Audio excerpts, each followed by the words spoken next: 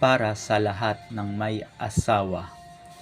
Kung may asawa ka na, itigil mo na ang kakachat mo sa iba.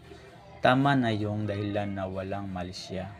Kahit sabihin mo sa sarili mo na wala kang ginagawang masama, inilalagay mo lang ang sarili mo sa posisyon na pwede kang magkasala.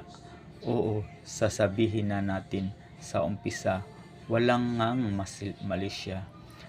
Pero ang simpleng usapan or simpleng kamustahan ay pwedeng mauwi yan sa landian. Ang kumain ka na ba ay pwedeng mauwi sa I love you Han.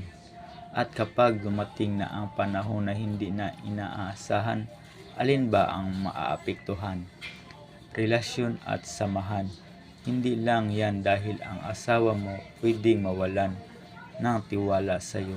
Kahit mapatawad ka at magkaayos kayo, hindi mawawala sa isip niya ang kasalanang ginawa mo. Yung kahit nasabihin na okay na kayo, ang tiwalang nasira ay mahirap nang mabuo. Kaya kung isa ka sa mga mayroong kachat ngayon, please tigilan mo na dahil masisira lang ang maganda ninyong relasyon.